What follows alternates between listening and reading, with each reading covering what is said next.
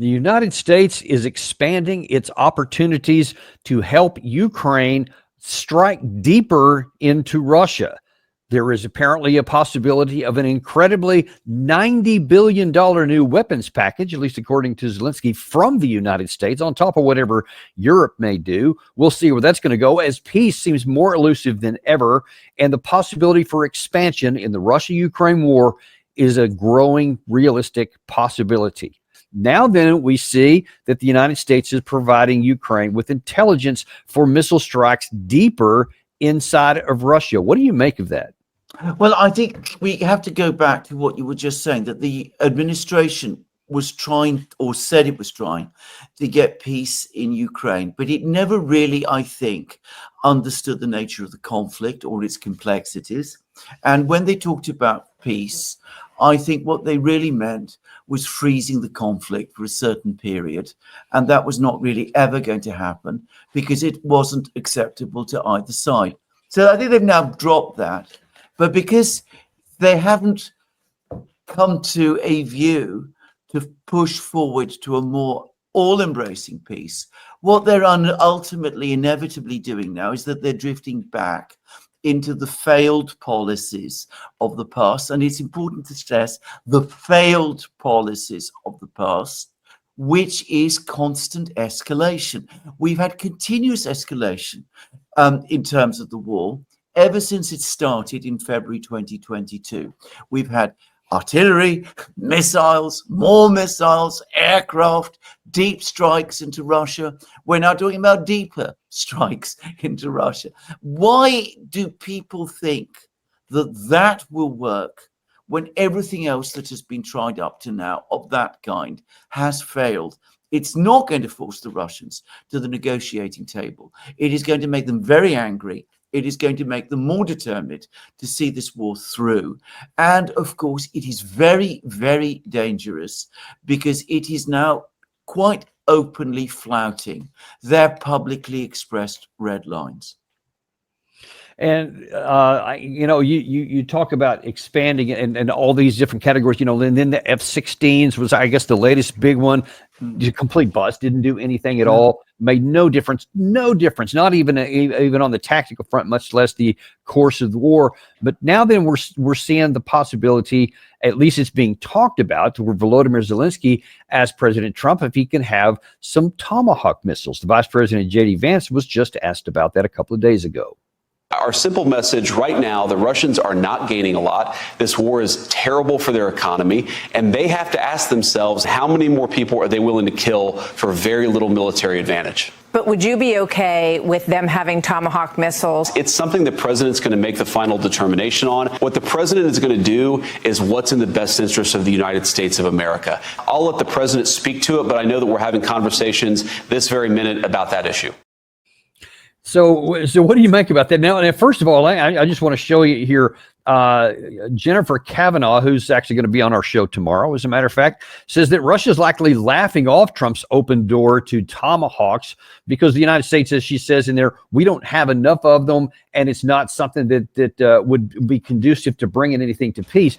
But the fact that it's being talked about is I think some troubling. What is your view on even the conversation about Tomahawk cruise missiles? Well, I think it is a disastrous idea. First of all, the Tomahawk missiles, as you know a lot better than me, it started as a strategic system. When I was young or younger, I remember how they were being deployed in Britain with nuclear warheads, and they were going to be used against targets in Moscow, in the Soviet Union as it then was, and this created enormous amounts of protests. And so this was originally designed as a nuclear-capable system. Now, the talk is of deploying it to Ukraine. And bear in mind that when the Russians launched the special military operation back in February 2022, one of the issues they were bringing up then was the fact that the United States, if Ukraine entered NATO, might station missiles like the Tomahawk in Ukraine. And we're doing it. Now, this is exactly what the Russians have always feared. They might not be particularly worried about the Tomahawk as a conventional weapon. And I have never forgotten a point that you made on one of the programs that we've done together on this channel. You pointed out in that program that the Russians have been launching missiles, not that different from the Tomahawk, against Ukraine night after night, week after week, month after month. And that hasn't won the war for the Russians, that Ukraine is much smaller and Russia is much bigger. So if what hasn't worked for the Russians in Ukraine in terms of winning the war there, why do we think it will work for the Ukrainians against the Russians, especially as Tomahawks are apparently not in unlimited supply? But anyway, put aside for the moment the military capabilities of these weapons, which do exist and are real. For the Russians, this clearly crosses a red line. It is something that is going to convince them that all talk about negotiations and compromise is pointless, because already the Americans have crossed their key red line. They have inserted these medium-range missiles in Ukraine. Well, and if there was any, I almost wonder if maybe there's not any doubt about that in Moscow anymore.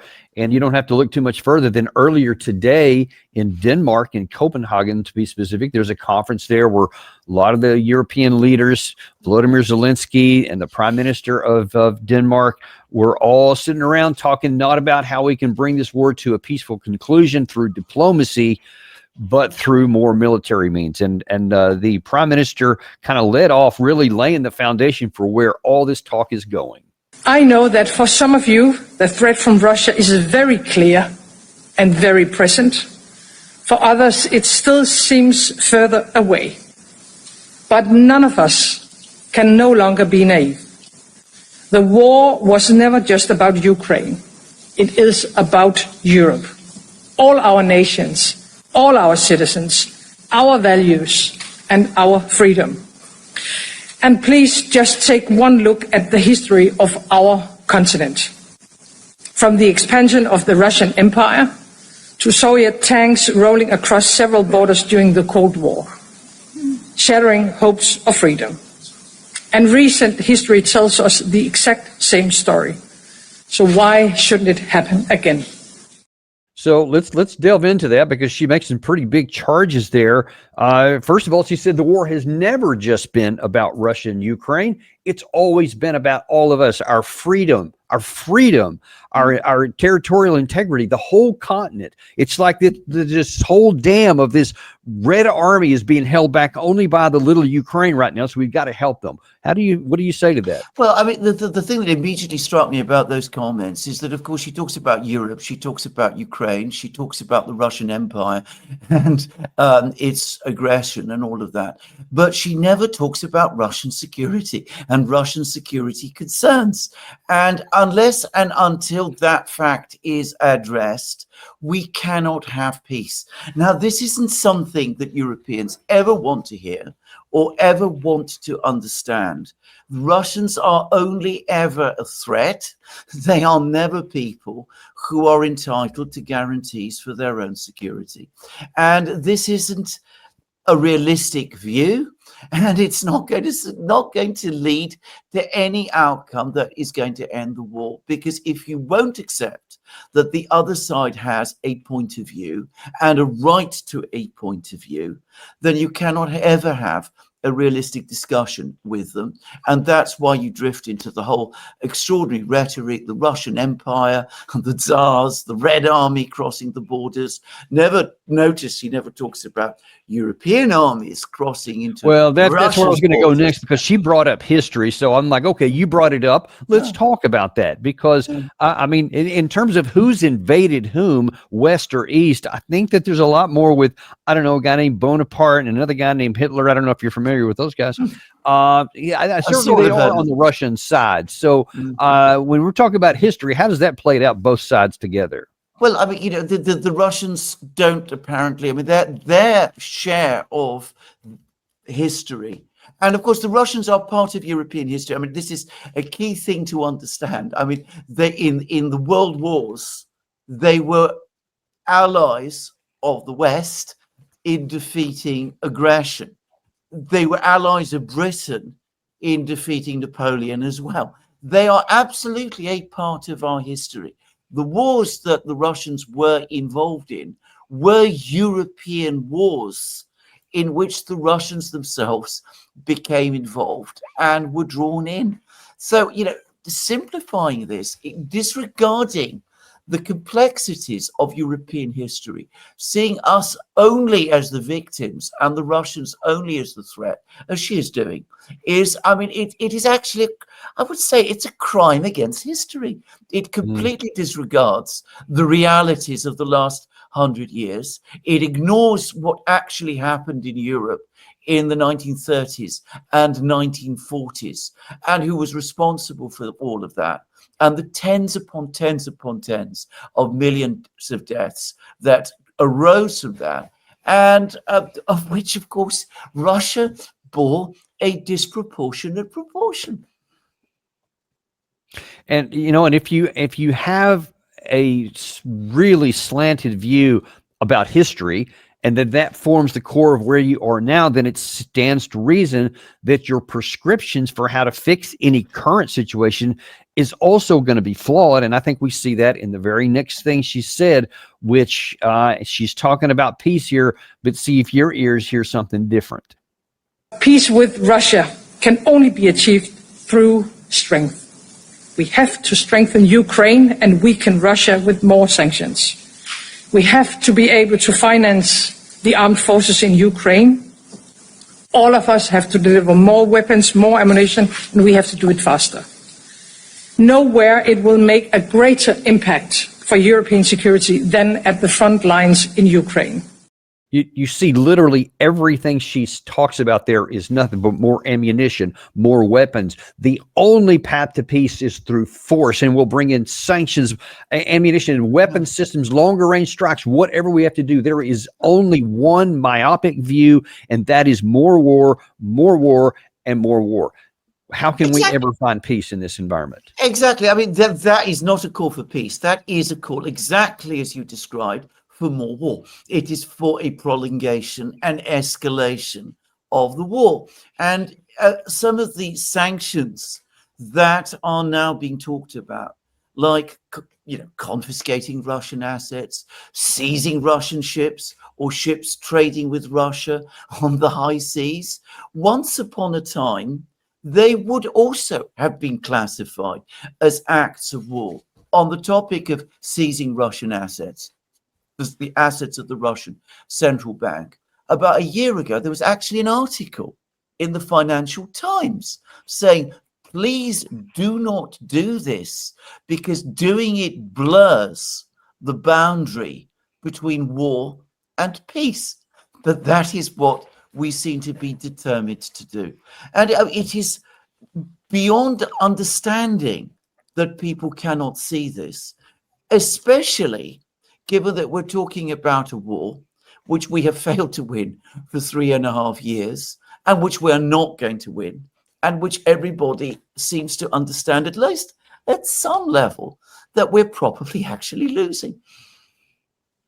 Well, you say they're seeing it at some level. I'm not sure that's the case, because I just can't see how month after month we keep showing conferences and meetings and discussions by the highest leaders, and they keep saying the same thing, even though what we see in the air and what we see on the ground in Ukraine continues to scream the opposite, which is you just laid out there. And listen, if anyone's under any confusion about where the whole group is going, that standard set off there by the Prime Minister of Denmark right off the top was jumped on by Volodymyr Zelensky, who's in this clip here, you'll see he says both the issue of this is, we're like the bulwark against all of Ukraine or Europe. We're fighting for you guys, and there's only one path to peace. The recent drone incidents across Europe are a clear sign that Russia still feels bold enough to escalate this war. And it was never just about Ukraine. Russia has always aimed to break the West and Europe in particular. Today, their strategy is simple: to divide Europe, to ignite arguments, to prevent us from finding common ground. And I believe we must do the exact opposite of what Russia expects. We must act together, and we must act with strength. First, our guys are already here in Denmark, and there are experienced Ukrainians who know how to detect and shoot down attack drones, and they have already begun deploying their mission, and we are ready to share this experience with you, partners, and this is just the beginning, the first step on the path toward an effective drone wall to protect all of Europe. Please, let's work together on coordinated solutions that will make this happen. So he's talking about a drone wall there. And there's also, we showed one of the members of the European Commission just a couple of days ago is also talking about a ground wall and all kinds of things, whether it's tanks, ditches, fortifications, etc. So that, I mean, they really seem to be wanting to dig in here. What do you make of that? Well, absolutely. I mean, in a sense, you can actually understand Zelensky because, of course, he is the person who's actually fighting the war, and he can only win the war if you can involve more and more people in it, or at least that's the calculation. So, of course, he is perhaps the one person who has some kind of reason there to be talking in the way that he is.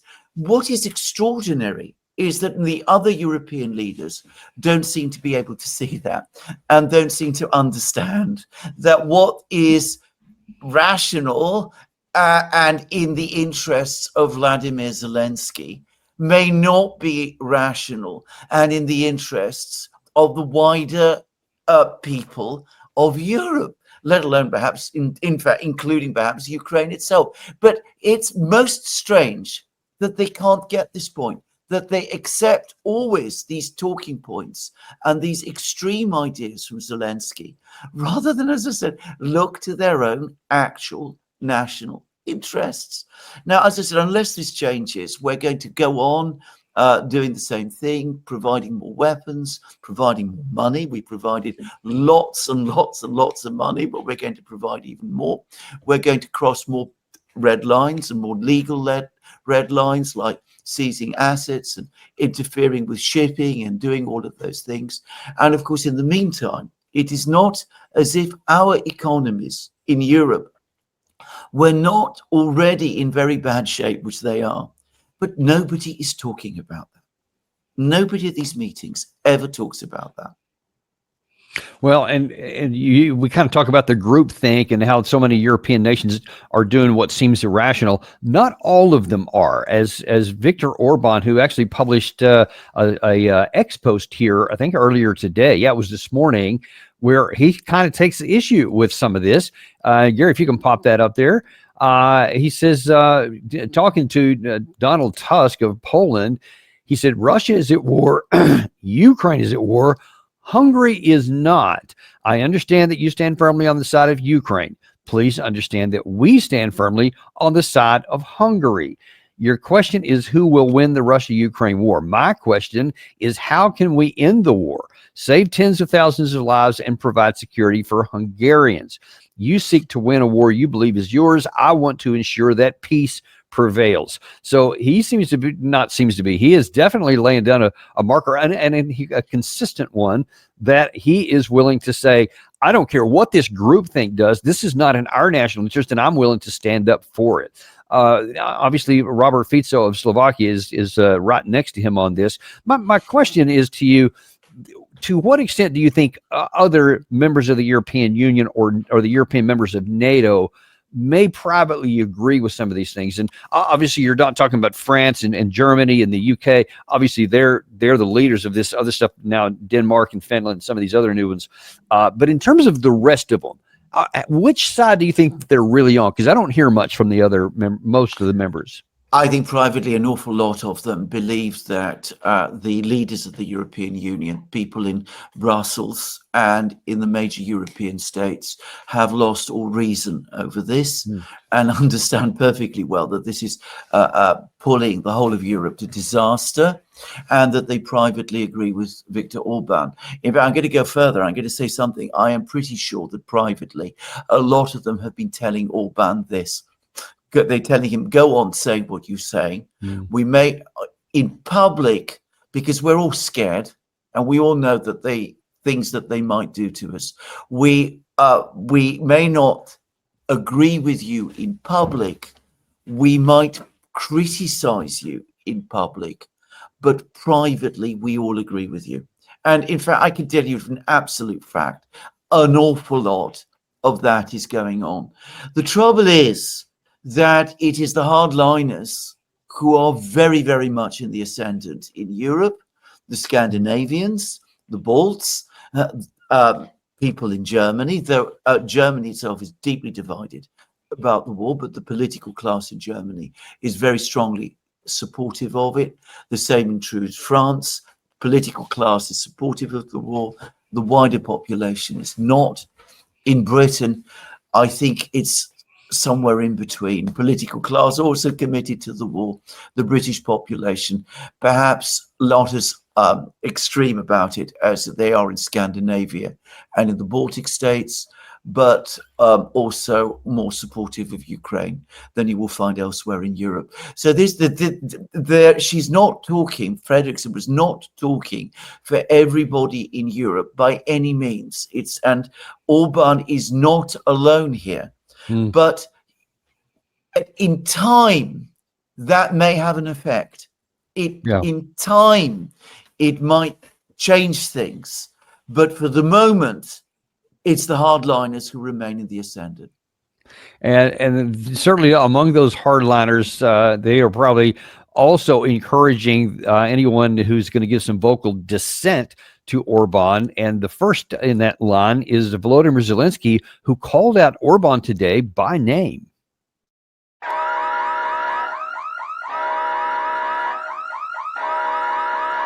And let's also place more sanctions against captains and crews of shadow fleet vessels, as well as against the owners of the relevant companies. And we need to think about placing sanctions on Russian oil terminals and the rest of their mainland infrastructure. We should also support President Trump's call to stop buying Russian oil here in Europe, as short-sighted to go against the USA. And the guys from Hungary need to hear this clearly. Guys from Hungary need to hear this clearly. Well, apparently they did. And Viktor Orbán, on the sidelines of this meeting, was asked about that exact issue. Why would you say that Ukraine is not a sovereign country? Because they are not. Why is that? They don't have money to maintain themselves. We pay the army, we pay the public bureaucracy, we pay the pension, we pay everything. If you are paid by somebody else, you're not a sovereign country. It's not a moral statement, it's just a financial fact, you know. Are you going to stop buying oil from Russia and funding Putin's war, like Trump asked you to? Nobody asked me to do so, that's first, because Hungary is a sovereign country. You know, we decide about our energy mix.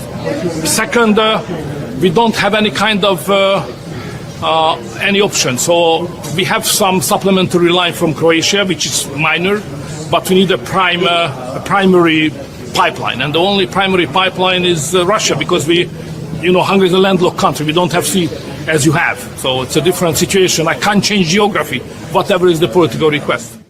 I love that last line. I can't change geography, whatever is the political desire, nor can I change economic factors. And from all I've been able to see, it's not just Orban who's just recalcitrant and wants to be a stick in the mud, but it would literally cost them more money to get rid of the Russian oil than it would be to face any potential backlash that he's facing if he doesn't do that. What do you? Well, this is exactly right, and this is true of many places across Europe.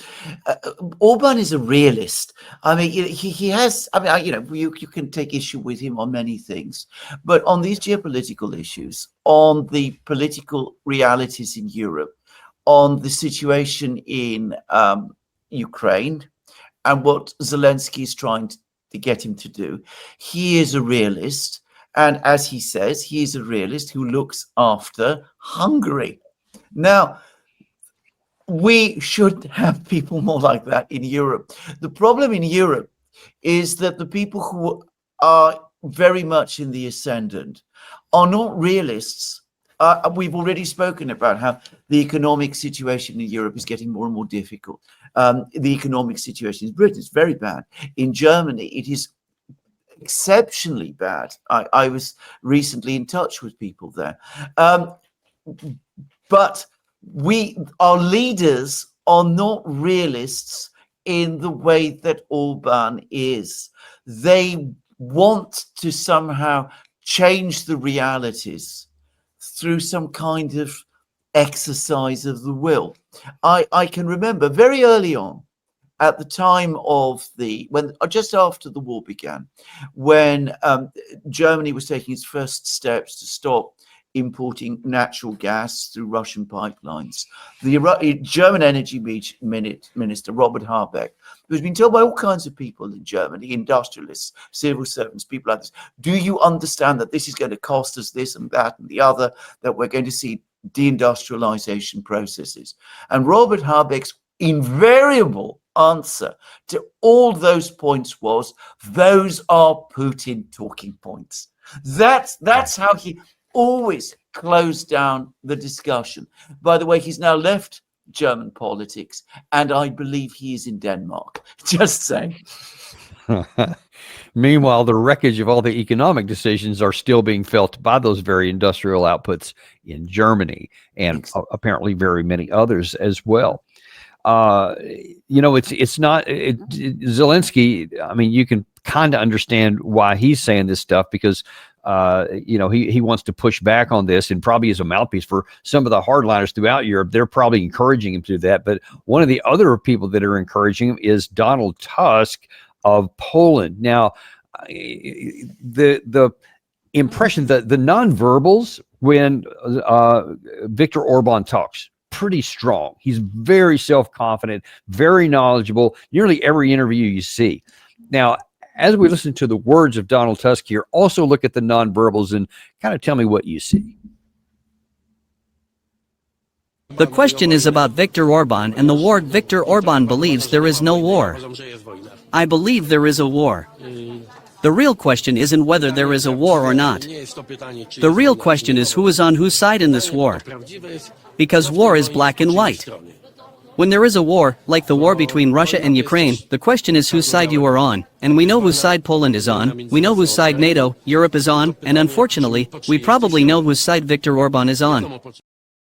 And unfortunately, I wish I had clipped another part of that, because in that exact same piece right there, Orban comes up and actually makes some comments there, again, very self-confident. And you see Tusk in the background kind of going, yeah, okay, because he kind of called him out, not mean or anything, but he just rattled off like 5 or 6 facts and then continued walking on, and Tusk is kind of just left not looking really good. How do you read that interaction? Well, indeed. I mean, I think one of the things to say is that whereas in Hungary, I mean, Orban is certainly facing a major political challenge, because, that is the nature of democratic politics in Hungary. He is still very, very much, the one senses that he's very much the confident person who has led Hungary for many years and led it successfully and has transformed Hungary.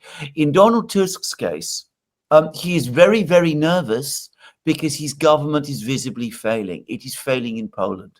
And he senses that Polish opinion is shifting, and it's shifting against him and more in the direction that Orban is saying. Poland and Hungary, by the way, are very, very, they're not just geographically close, but there's been a very long, deep historic cultural interaction between them. They're 2 Central European states, both Catholic, which have always been friendly. They've never fought each other, which is a fact that many people are not aware. So what people say in Hungary is something that people in Poland notice. And there were presidential elections in Poland a short time ago. And the man who won them, Mr. Nawrocki, who is now the president, well, obviously, he's not going to completely go against the EU line at the moment, because in Poland, the presidency is mostly ceremonial. But he's made it quite clear that he's much more skeptical about all of this rhetoric. And he recently said, yes, if it is in Poland's interests, I will speak to Putin. which you cannot imagine someone like Donald Tusk doing. And what do you make of what the Polish Prime Minister said there about, listen, it's just a matter of whose side you're on, because this war, it's black and white.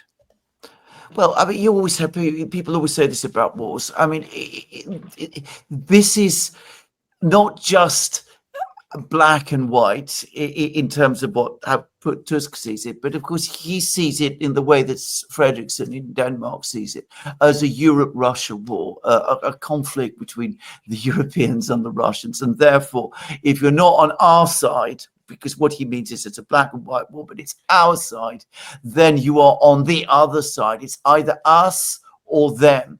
That is what he is basically trying to say. As I said, many people in Poland are not convinced by this.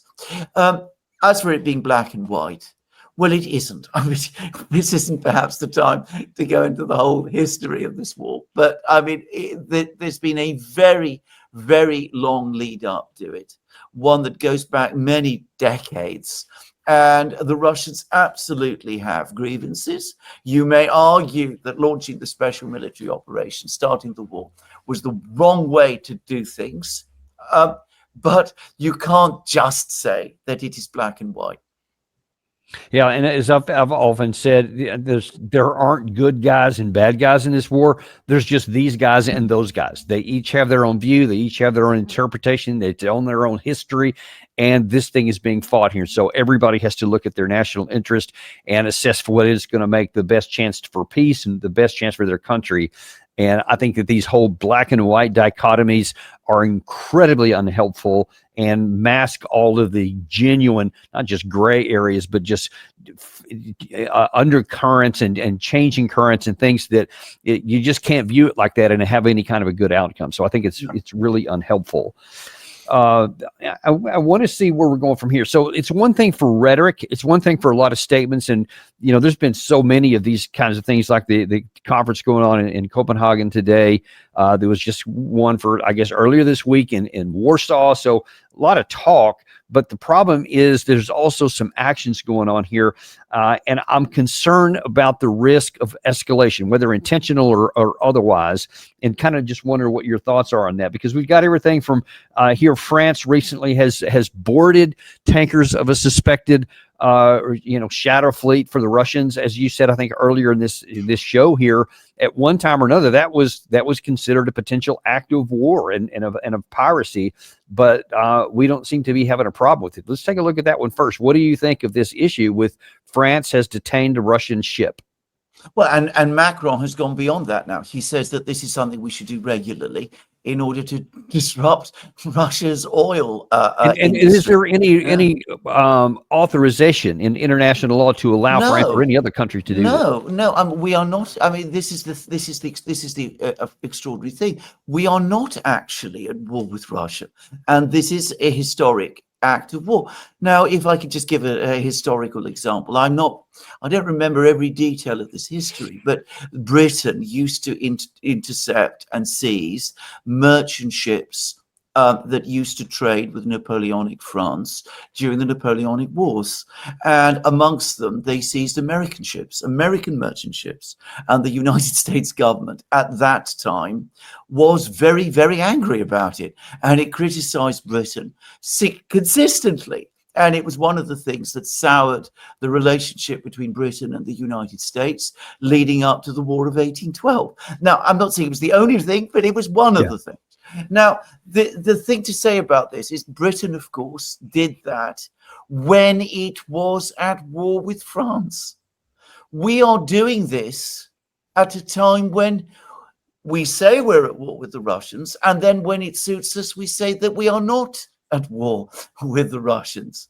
So we have no real legal grounds to start seizing ships in this way on the high seas. But this is what Macron now says that we're going to do. And the Russians have already said what they would do in response.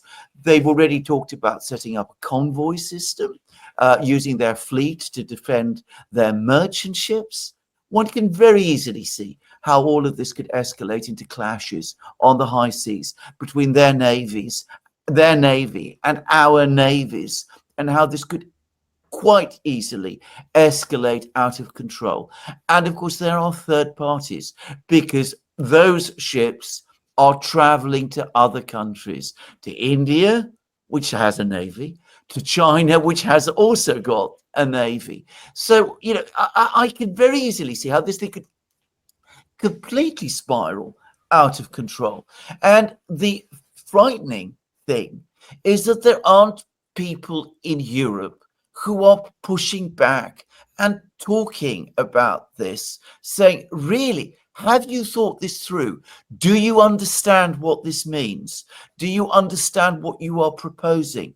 Do you understand what boundaries in terms of law you are crossing, and how easily this could escalate into something which could be extremely dangerous and could very easily run out of control?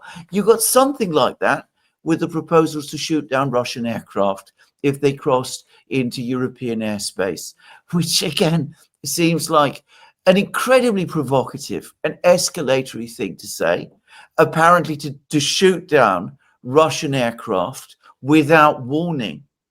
There might be legal grounds to do it, I don't know, but to do it at a time of when tensions are so high, and to do it in this reckless way, it seems to me to pile folly on top of folly.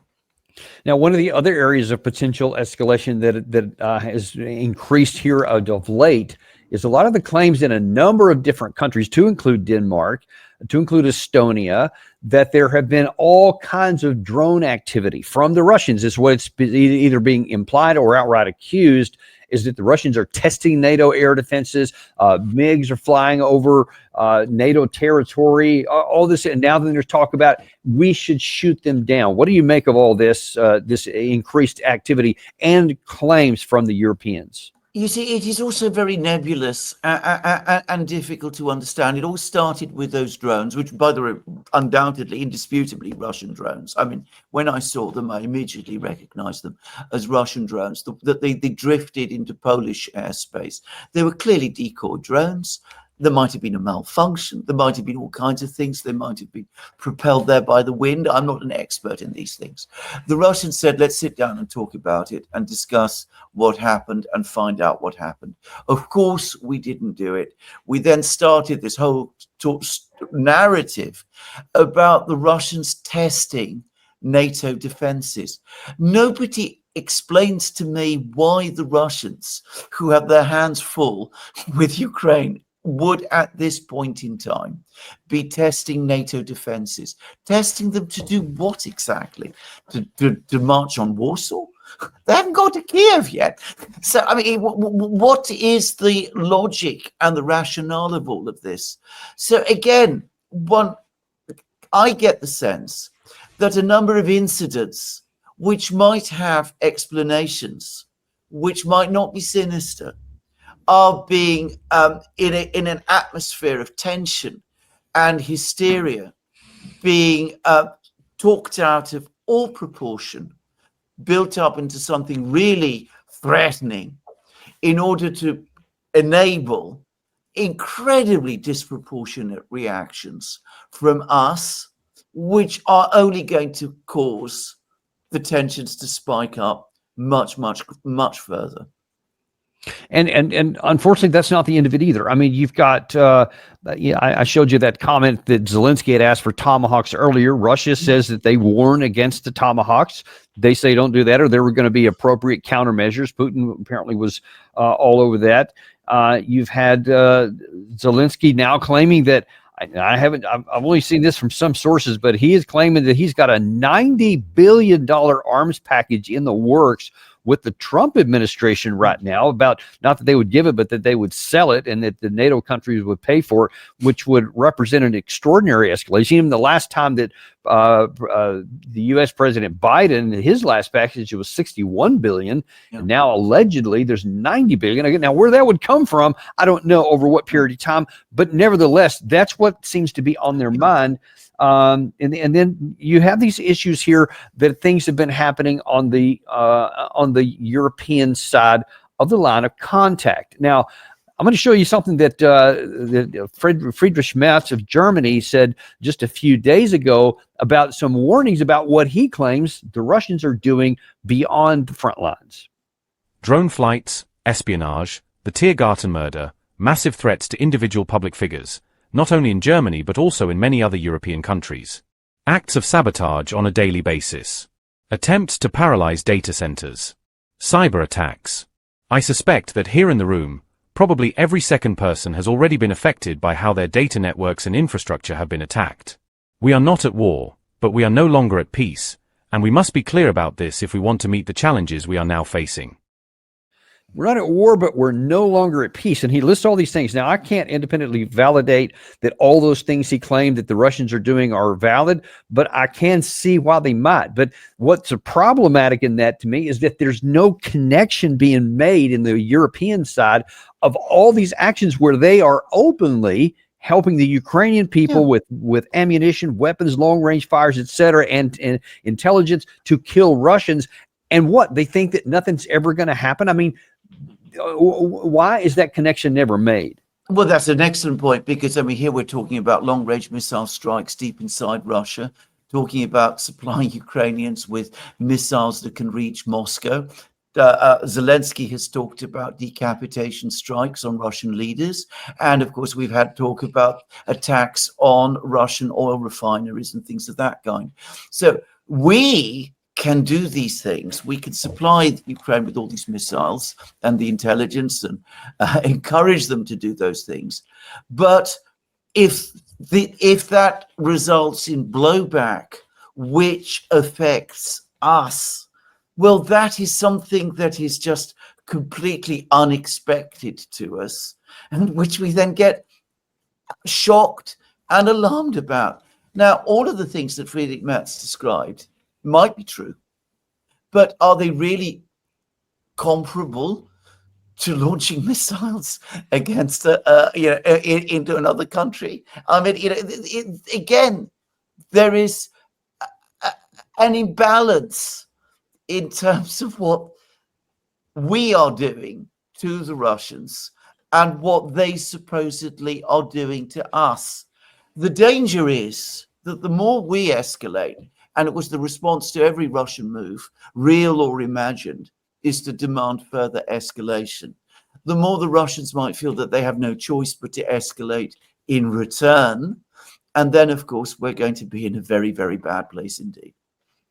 You know, and one of the other near-term issues that are of growing concern to me is at the Zaporizhzhia nuclear power plant. Now, for those who may not be aware, the Russians captured that early on in the war, and they've had physical possession of it ever since then.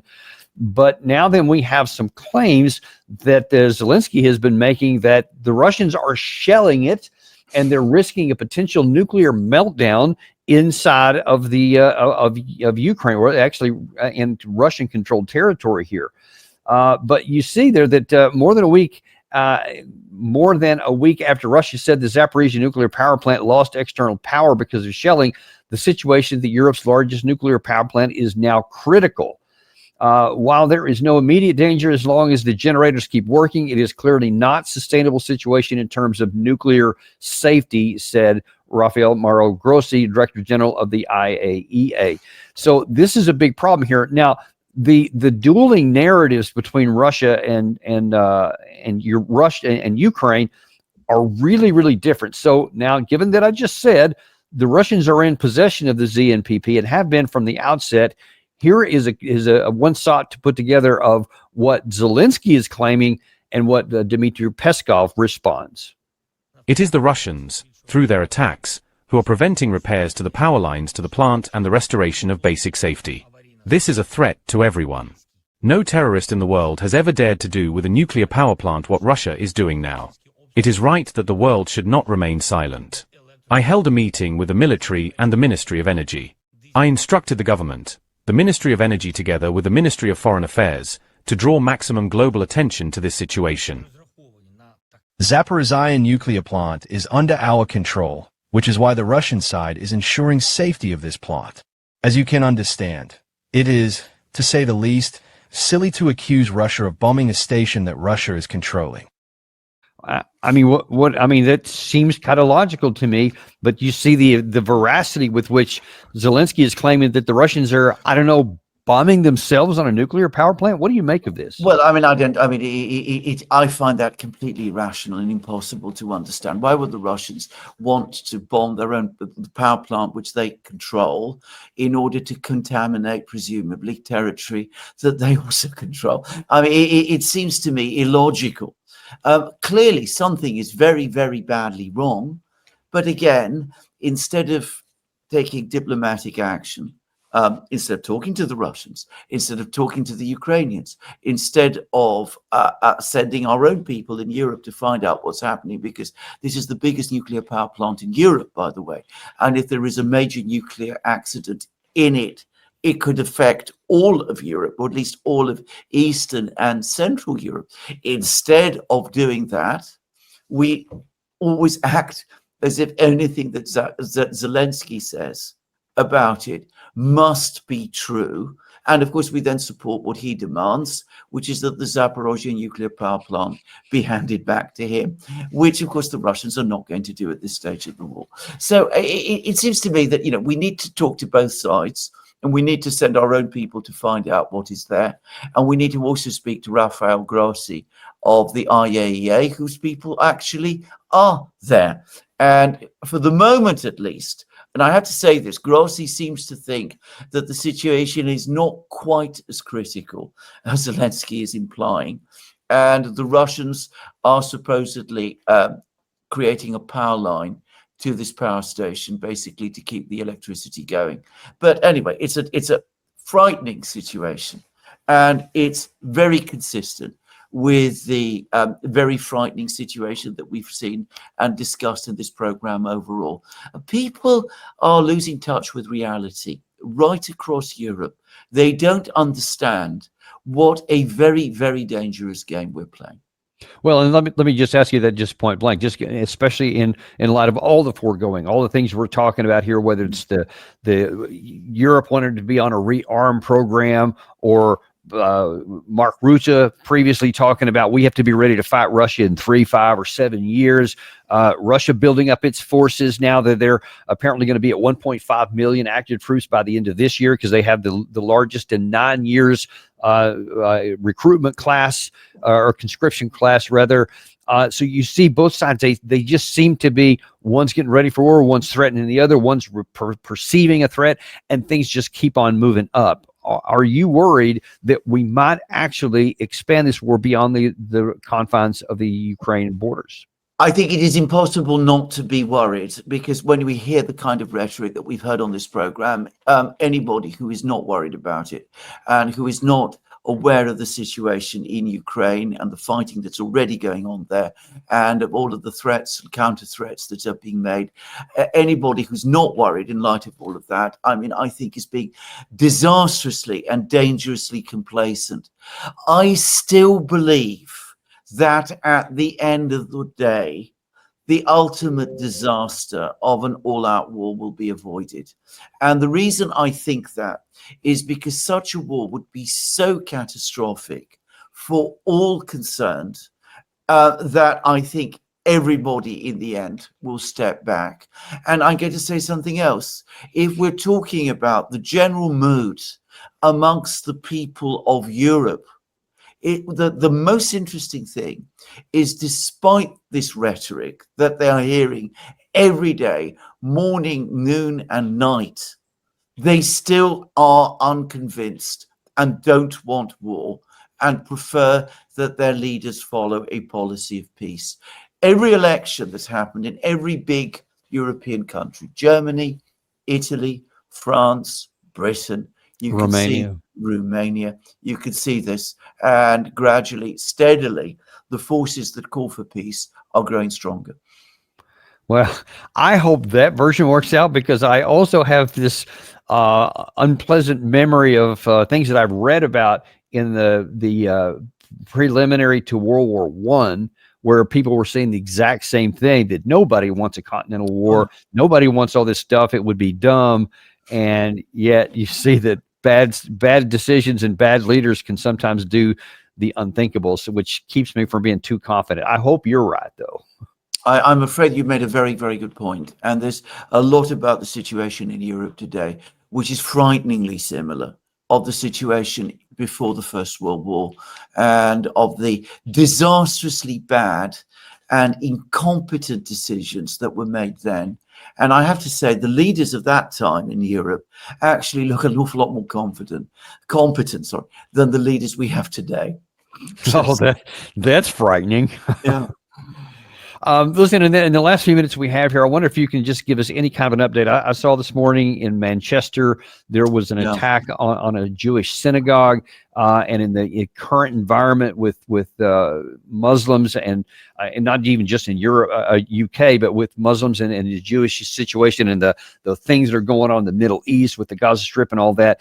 A lot of powder keg going on. What's going on, and what can you tell us? I mean, so it's an extraordinarily upsetting and tragic thing, and it is inevitably going to increase tensions. I mean, one of the things is that the Jewish community in Britain it has been feeling increasingly under siege over the last 2 years. I mean, I know this. I mean, I'm in contact with some of them, and they are becoming increasingly frightened. This attack is going to make them feel even more frightened. They are going to become more afraid and more angry as a result. And of course, there's enormous anger on the other side that has been building up too. And we have very large Muslim communities in Britain. America is changing, and they are becoming increasingly restive and restless and angry about the situation in Gaza. And unfortunately, this is a tinderbox now. And I really do hope we can find a way back. I do too, but one of my fears is that both sides are going to seize on this, and I mean, I can just imagine Netanyahu, who, just like he jumped all over when 2 Jewish people were killed here in Washington, D.C. and shot in front of the Jewish Holocaust Museum. As evidence that, see, we're being unjustly accused and targeted here and there. So we need to take stronger actions against this. And as you pointed out, the Muslim community is already feeling like they're under siege. And I just really fear that the volatility could go in a direction that's bad for everybody. It's bad for everybody. And I mean, it's important to say that Britain is going through a difficult period economically. There is little confidence in the government, and there is anyway a rise in social tensions generally. So adding this kind of tension, Jewish people versus Muslim people, on top of all of that, I'm afraid it's a nightmare prospect, and one which I really hope we can pull back from. It's important to stress again, I mean, this is a terrible crime and a terrible thing that was done, and very upsetting that it's happened, very upsetting to me that it's happened in my own country. Yes, I couldn't agree with you more. And we have some experience with that here in our own country, my own city here just months ago. So we'll certainly keep an eye on this. And as always, we are very, very grateful to you for coming on today. And tell everybody that, because I know a lot of the folks here don't get enough of you on our show. So by all means, especially since we have 250,000 people now signed up to our show, that you need to go to Alexander's show here on the Durand, and a lot of great stuff. I was actually watching your show just a couple of days ago on that, so I recommend other people go and do the same. Thank you very much, Daniel, and a great pleasure to be on your show as well.